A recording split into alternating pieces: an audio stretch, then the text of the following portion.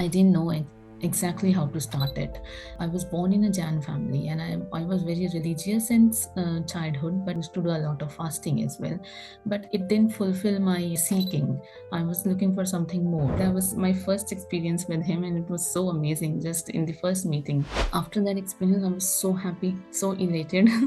I was so blissful, I would say, rather, because I was able to see that what is the source of happiness inside us. So that experience made me so spiritually mature. I was able to feel the depth of spirituality, and it all happened just because of the meditation and the grace of gurus. So that is how my journey started.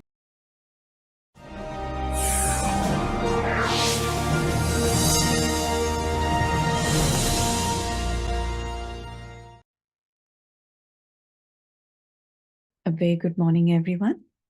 Thank you very much for having joined us today.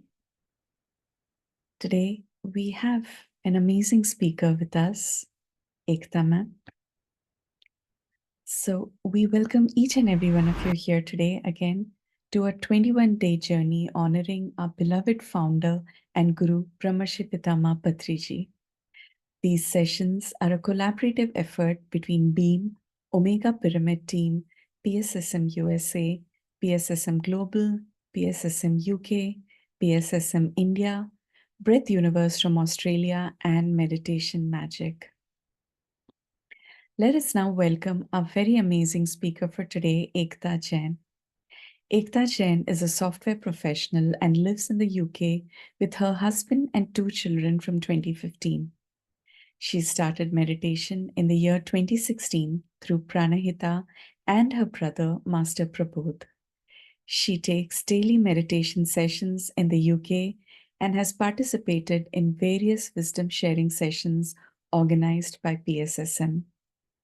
We extend a huge welcome to you, Ekta ma'am. We are very eager to hear about your experiences with Patriji and your wisdom sharing. Over to you, ma'am. Thank you, Mrinaliji. Thank you to entire Meditation Magic team for giving me this wonderful, beautiful opportunity to share my journey with all of you. And a big, big gratitude to our beloved Guru, Brahmarshi Maharshi Patriji, who has created such a beautiful family known as PSSM today, and through which we are all sitting here sharing our journeys together and learning from each other. So I feel very happy and joyous whenever I get a chance to, share my experiences with my PSSM family. So to start with my journey, as you mentioned, that I started my meditation journey in year September 2016, and I was very fortunate that I was staying in the close neighborhood of Pranhita and Ravi Kiran Master, and those were the times, when I used to know them just on a personal level. These spiritual talks were not happening, but there was somehow, seeking in me, which, I wanted to learn a way towards meditation, towards spirituality, but I didn't know exactly how to start it. And I was born in a Jain family, and I was very religious since childhood, but that wasn't enough. My soul was craving for something more, because we used to do a lot of rituals, Jainism rituals since childhood, and I used to do a lot of fasting as well. But it didn't fulfill my craving, my seeking. I was looking for something more, and so I used to talk to Pranhita, and just like a friend, but she never mentioned about meditation or anything in all those talks. But it happened one day that something triggered in me, and was so intense that I wanted something, but nothing was coming my way. So I made a resolution that for 40 days I'll do whatever I knew as being a Jan, born in a Jan family, whatever rituals we were doing. I took a resolution that I'll do that for 40 days, and then I'll see how universe has planned the things for me. So when that was my last day, 40th day, Pranhita, I met her, and that day suddenly she said that, "Are you interested in meditation?" I knew her from last 1 year, but we never had this discussion about meditation and spirituality. And that day suddenly she came and asked me, and I was like, yeah, like, my prayer has been answered. So I was very quick to say yes, but then I held back myself, thinking that probably I don't know much about this organization. There could be some catch or something. So, so I asked her gently, like, what is it? What is the process? So she said that nothing, you just come there and we'll do a simple breath meditation, and you don't have to bring anything or something like that. So just come and meet us. And so I said, okay, let's go and see. So that is how my journey started. And then, as I mentioned, that I was a Jan um, child since birth. So we had a family guru who was fully enlightened, and I was very devoted to him. But unfortunately, we lost him in year 2012, and that. I was very disheartened because he was not just a guru, but he meant a lot to just not just to me but to my entire family, because we used to visit him every Sunday. And as a child, of course, I it wasn't a very exciting thing when I was a child growing up, and that we every Sunday Papa takes us to him, and there is nothing more exciting, just a mundane task. But as I grew up, I understood the importance of it. I learned my lessons through the life, and then I realized the importance of having a guru in somebody's life, and how the guru's grace can protect you from adverse effects in life. So that is how I grew a lot of devotion towards him. But in year 2012, I lost him. And that was a big setback. And it left me like disheartened, or there was a lot of, huge hole kind of in my heart. I could feel a lot of pain. And uh, that was kind of, I was feeling that would there be any other person who could make up that emptiness that I was used to feel. So when I started my meditation, Pranhita used to tell me a lot about Patri sir, and that about his greatness, his energy. And so I was thinking so much, looking forward to meet him. And uh, within 6 months of coming being to my meditation, Patri sir planned I think that was his first visit in UK in year 2017, March or April. In March or April 2017, he visited UK. So I was very excited. I wanted to meet him. I have heard a lot of things about him. So it happened that I was just joining, Pranhita and a team as a kind of a volunteer. So I thought I prepared food. Everyone was making something, so I also made something. So the meditation session was happening in one of the college in UK. So we went together in the car along with Patri sir, and I had prepared something. So I was just thinking that I would go there as a volunteer, serve people, help with the, organizing the session and do meditation and come back. That's it. I wasn't thinking anything special happening that day. But then, as I entered into the hall, sir was sitting there, and the moment he saw me, he said that, "You come here," and he asked me to sit next to him. And I was like, what's going on?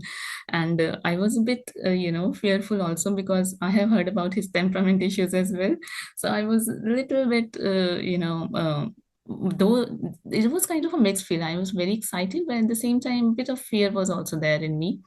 So he asked me to sit next to him, and he said that, "Tell me about yourself." So I started introducing myself to him, and so it went like that. He started asking people that serve her as well. So I was having my food with him, and he asked them, "Give her more, ask her more." He was giving so much attention to me. I was like feeling so happy, like, what's going on? And so that's how it happened. Then we started meditation, and I don't know what happened. Suddenly, what triggered me, I was crying incessantly throughout the session. I couldn't stop myself. And in the entire session, I was so much crying. I don't know why. So at certain points, I thought that I was trying to run away from him. I went into the washroom as well. Probably I'll be able to, control myself and hold myself back. But nothing was working. Everywhere, the tears weren't stopping at all. So, anyways, after the break, I joined back the meditation. And when we were meditating, somewhere in the middle, I felt that I was sitting in the second row, in the center of the second row, and there were people towards my left and right side. And as we were doing meditation, something happened that the whole room was just filled with white light, and I couldn't feel anyone. It was just me sitting there in the center. I couldn't feel any other person sitting around me, even not the sir. And I was like, what's going on? How come everyone has dissolved into something or what? And how come only I'm sitting there? So I just, was trying to bring back myself into like where I am, where everyone has gone. And then slowly, gradually, I came back to, my physical surroundings. And then I thought, okay, I'm still in the same room. Sir is there. Sir was playing flute. So everything was going. That was my first experience with him. And it was so amazing. Just in the first meeting, I got this experience. I'm very happy. This is how my journey, went on with him. And I was, since then, that time, I was very sincere on this path somehow. I never missed a day without meditation, I would say. And though it's sometimes it would be just 5 minutes, 10 minutes, but I would make sure that I have to do meditation every day. So the second visit happened just next year. Sir came again to UK in year 2018. And that time again, I was like, with the team going and arranging the things for the meditation session. So that time I realized that he is great mind reader. So whatever is going in your mind, you can't hide that from sir. So apart from having meditation together and all, I was lucky to have some kind of a private brief moments, but they were so special. So when I was going for the meditation session, I got ready. I was sitting in the car, Ravi Kiran's car, and sir was sitting in the front seat, and nobody was there. We both were there in the car alone, and we were waiting for the other people to come and sit in the car. We were ready to leave for the meditation session. So in that brief moment, I realized that that night I had a weird dream about one of my friend's baby. I saw him in a danger, but I couldn't help that baby. So I was very disturbed, kind of, that why I saw this dream and what is it about. I was sitting in the car, and that dream was still playing into my mind. And sir was sitting in the front seat, and suddenly he shouted like, dreams are just dreams, just forget about them. And I was like, wow, how did I never I we hadn't spoken to each other. We were just sitting silently, and I was like wondering how did he knew that this thing is going into my mind. And so that happened. Then we did meditation, and when we were coming back, I was walking with sir. Again, we just two were there, and I don't know why, but sir mentioned to me that I'm not keeping well. Those days, sir was not very much keeping well. So he mentioned to me that I'm not keeping well, and my health is not very well, and all such thing. And I became very emotional at that time listening to it, because I couldn't face that kind of a trauma again second time. And so I literally in my mind cried that no, not again. And I felt that he has heard it again, the mind the mind thing, my whatever is going into my mind. So mm, and then okay, so then we just came into the car. We were coming back home, and I was thinking to invite him to my house. So Master Sri Lakshmi was sitting next to me, and I was asking her about the, what's her likes and what what should I make if he comes to my house. So I told her, would you please extend my invite to sir? And so she said, it's busy and we have just come back from meditation session. So I'll check with sir. If he feels fine, then we'll come. So nothing was, fixed that he is going to come. So when I was getting down the car, I just casually told him that, sir, if you find time, then please come to my place. Because I just lived very close to Pranita's house. So as I came home, Sri Lakshmi texted me that, Ekta, get ready in half an hour or so. We are coming to your house with sir. And I was like, I just reached home. What would I make in, just half an hour? So I was thinking to make something very quick, like bhel puri or something. So I asked her, what should I make? Tell what sir likes. So she asked, and sir said, oh, nothing. Just ask her to prepare bhel puri. Wow, he reads mind. I'm in my home, and I'm just texting Sri Lakshmi, and he knows what's going on into my mind, and he's just replying everything. So I said okay. So I prepared Bhilpuri. He sir came to my house, and other members of PSSM as well, and I was so happy that he gave me those precious moments to spend with him. I was so happy, elated to serve at my house, and all the members of our family, PSSM family. So we had good times. Was fond of cricket match. Cricket match was going on in at that time, and my husband is also fond of. So they both were watching cricket together, and that was such a nice time we spent together with sir. And so next day when he was leaving for India, I called him to say goodbye to him. So I was just saying, sir, it was nice meeting you and thank you for coming here and all. And then when I was keeping my phone down, he said that call me.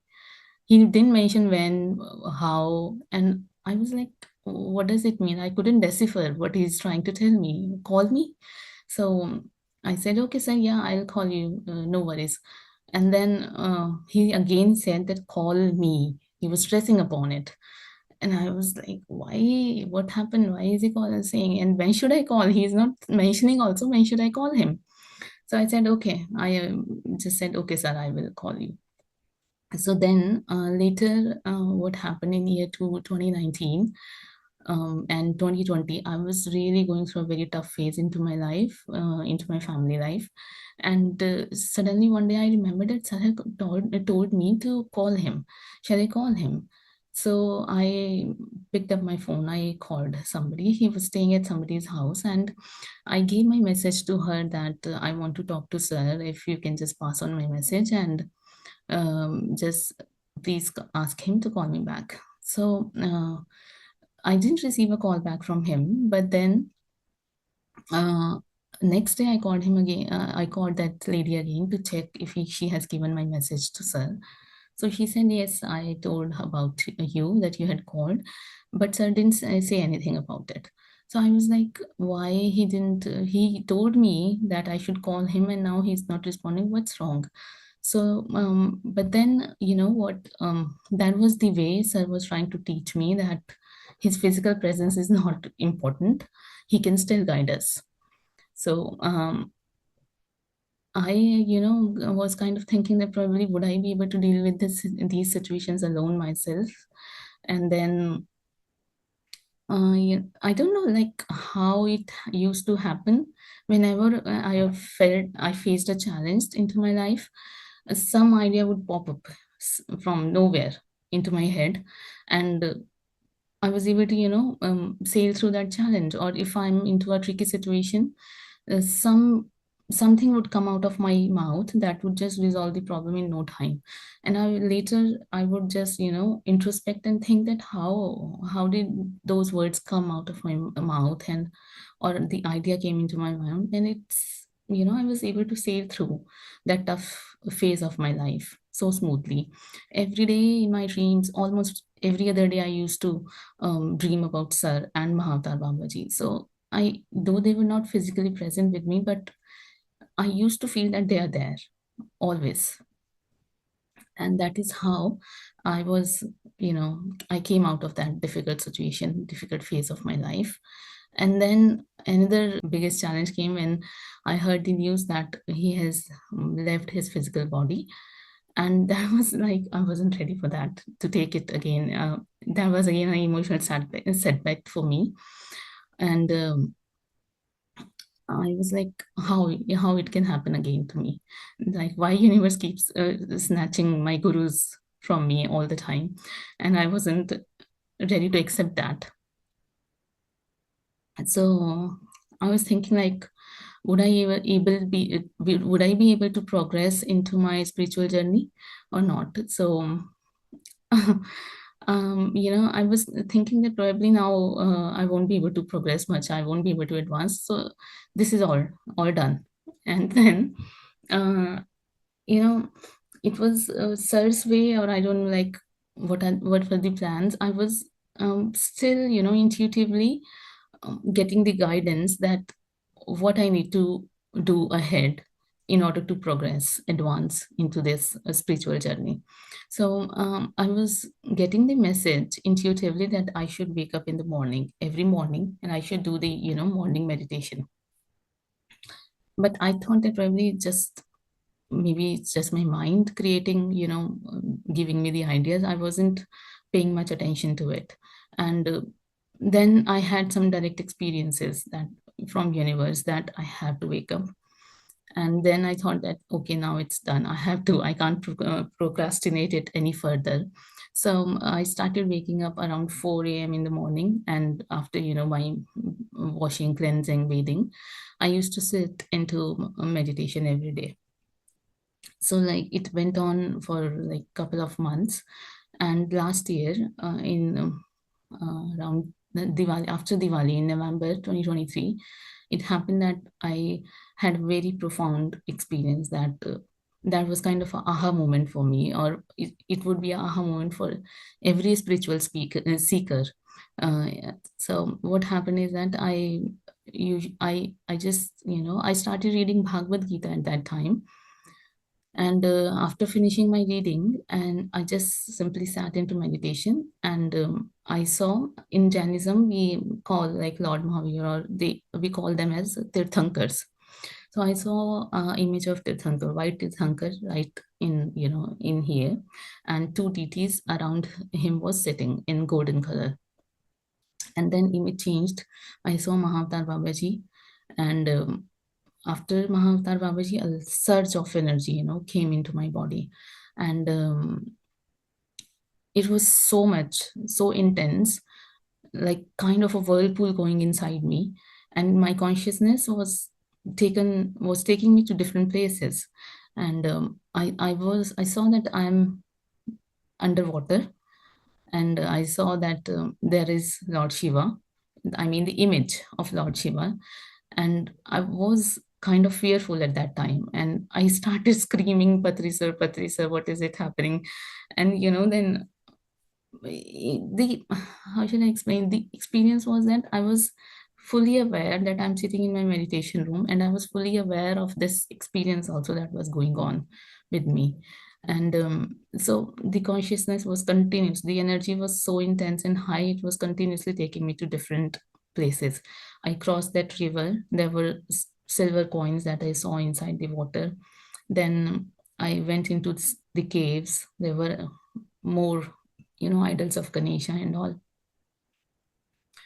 And I saw another old house, which probably belonged to my um, previous incarnations or something. And different, my consciousness took me to different places. And during the entire time when this experience was happening, continuously I saw three sounds. Um, Somebody in male voice was chanting some mantras, om, and mantras chanting was happening. And the drums, beating of drums was happening. Like if you go to some monasteries or somewhere, there people are playing the drums. So that drum sound was continuously being played. And the voice of water. Suppose if we leave the taps open, so many taps open, so the voice, continuous voice of water falling, those three sounds I could hear continuously when I was going to different places. So After that experience, I was so happy, so elated. I I was so blissful, I would say, rather, because I was able to see that what is the source of happiness inside us. Um, like we always talk about the happiness inside us, but we are never able to experience or feel that in actual real sense. So that was the time I was really blissful, and whatever are my outer circumstances, I wasn't, they weren't affecting me much. I was kind of a witness. My mind is my mind is getting affected, but my inner was at peace, blissful in any circumstance. So that experience left me, so it made me so spiritually mature, and I was able to feel, the depth of spirituality, and it all happened just because of the meditation and the grace of gurus. And that was the time when I actually understood that yes, the physical presence of gurus is not important, and they are always there. They are always there to support us, to help us. But yes, the sincere effort from our part is needed at any point. If we have to be, mm, very continuous, sincere, dedicated towards meditation, and seeking has to be true seeking. It shouldn't be like superficial or something. It has to come from the heart, and then yes, the results would definitely come.